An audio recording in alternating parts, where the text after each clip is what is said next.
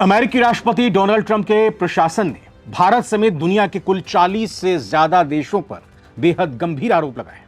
America का कहना है कि ये 40 देश मिलकर चीन को अमेरिकी टैरिफ यानी आयात शुल्क चुकाने से बचाने में मदद कर रहे हैं।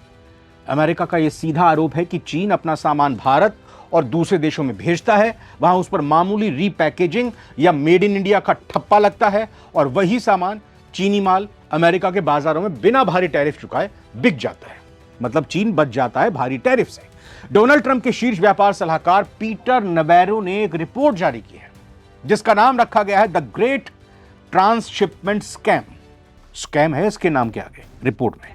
आखिर क्या है ये शैडो ट्रांसशिपमेंट नेटवर्क? अमेरिका ने इसमें भारत के पुणे, गुजरात और चेन्नई बेल्ट का जिक्र क्यों किया और इस चोरी को पकड़ने के लिए अमेरिका कौन सा एआई हथियार डिटेक्टिव बॉर्डर ला रहा है इन 40 देशों में नकेल कसने के लिए? आइए जानते हैं पूरी खबर। सबसे पहले आसान भाषा में समझते हैं कि अमेरिका जिस शैडो ट्रांसशिपमेंट नेटवर्क की बात कर रहा है वो खेल आखिर होता कैसे?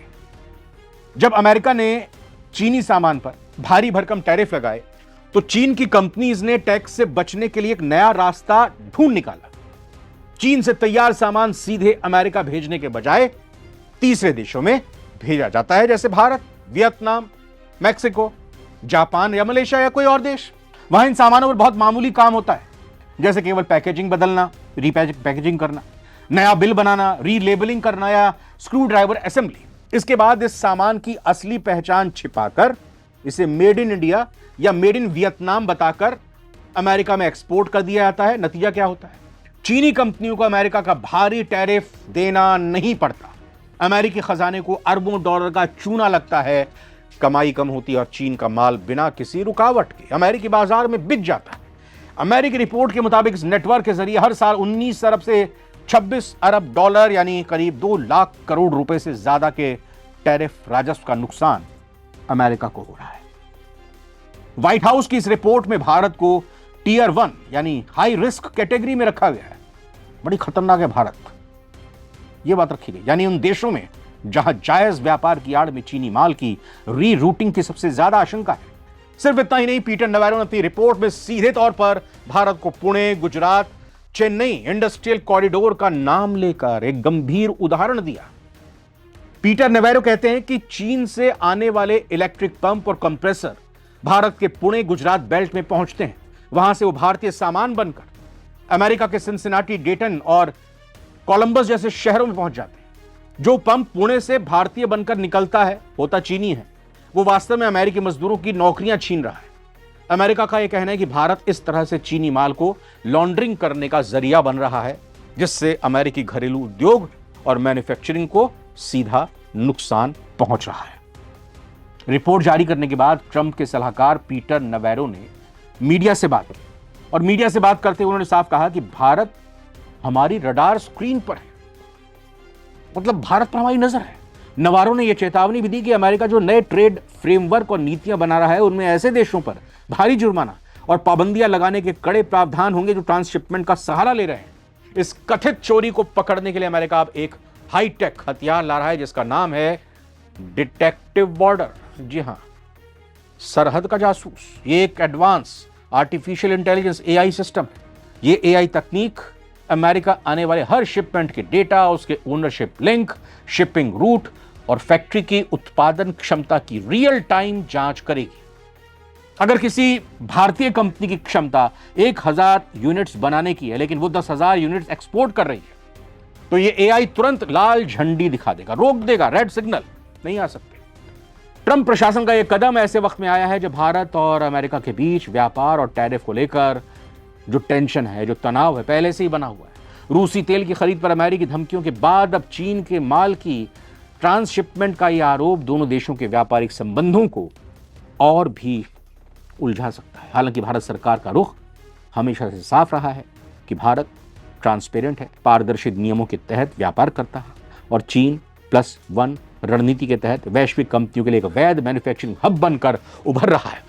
व्हाइट हाउस की रिपोर्ट में चीन से ट्रांसशिपमेंट के मामले में भारत का जिक्र होने पर विदेश मंत्रालय के प्रवक्ता रणधीर जायसवाल ने कहा, हमने इस मामले से जुड़ी कुछ रिपोर्ट देखी हैं। हम इसमें बताई गई बातों और अपनाए गए तरीकों का विस्तार से अध्ययन करना चाहेंगे। हमारे पास कस्टम, रूल्स ऑफ ओरिजिन यानी उत्पत्ति के नियम और उत्पादों के निर्यात से जुड़े मजबूत कानून और प्रक्रियाएं हैं, और अगर नियमों के उल्लंघन का कोई मामला सामने आता है तो कानून के मुताबिक कार्रवाई की जाती है। आइए सुनते हैं रणधीर जायसवाल ने क्या कहा। मैं ये कहना चाहूँगा कि इस मसले पे कुछ रिपोर्ट हम लोगों ने भी देखी है, आज ही सवेरे की बात है। इसको हम लोग अभी पढ़ रहे हैं, साथ ही साथ उसमें क्या क्या कुछ है उसको देख रहे हैं, और साथ ही साथ क्या कार्य प्रणाली उन्होंने इस्तेमाल किया है इसको भी हम देख रहे हैं।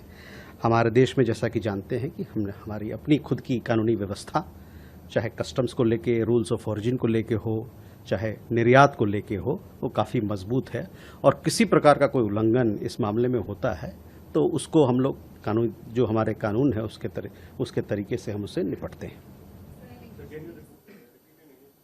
So we have seen some reports on this particular matter. We would like to study the findings and the methodology that has been adopted in detail. We have, as you know, we have robust laws, procedures governing customs, rules of origin, exports of products, and any instances of violation that we have, that may be there, are dealt with in accordance with law. मैं ये कहना चाहूँगा कि इस मसले पे कुछ report हम लोगों ने भी देखी है, आज ही सवेरे की बात है। इसको हम लोग अभी पढ़ रहे हैं, साथ ही साथ उसमें क्या क्या कुछ है उसको देख रहे हैं, और साथ ही साथ क्या कार्य प्रणाली उन्होंने इस्तेमाल किया है इसको भी हम देख रहे हैं। हमारे देश में जैसा कि जानते हैं कि हमने हमारी अपनी खुद की कानूनी व्यवस्था, चाहे कस्टम्स को लेके, रूल्स ऑफ ओरिजिन को लेके हो, चाहे निर्यात को लेके हो, वो काफ़ी मजबूत है, और किसी प्रकार का कोई उल्लंघन इस मामले में होता है तो उसको हम लोग कानून, जो हमारे कानून है उसके तरीके से हम उससे निपटते हैं। जानकारों का कहना है कि ट्रंप के पहले कार्यकाल के दौरान जब 2018 के आसपास वॉशिंगटन और बीजिंग के बीच टैरिफ वॉर चल रहा था, तभी से चीन से सप्लाई चेन को दूसरी जगहों पर शिफ्ट करने का सिलसिला शुरू हो गया था। अर्थशास्त्रियों ने बताया कि जब कंपनियों ने अपनी सप्लाई चेन को अलग अलग जगहों पर फैलाया तो वियतनाम जैसे देशों को इसका फायदा हुआ। पिछले साल व्हाइट हाउस में वापसी के बाद से ट्रंप ने अमेरिका के साथ व्यापार करने वाले देशों पर भारी टैरिफ लगाए हैं, जिससे चीनी सामान पर पहले से लग रहे टैरिफ का बोझ और बढ़ गया है। आपकी इस पर क्या राय है? क्या अमेरिका का यह आरोप लगाना सही है, या ये भारत पर व्यापारिक दबाव बनाने की ट्रंप सरकार की एक नई चाल है? भारत को क्या करना चाहिए?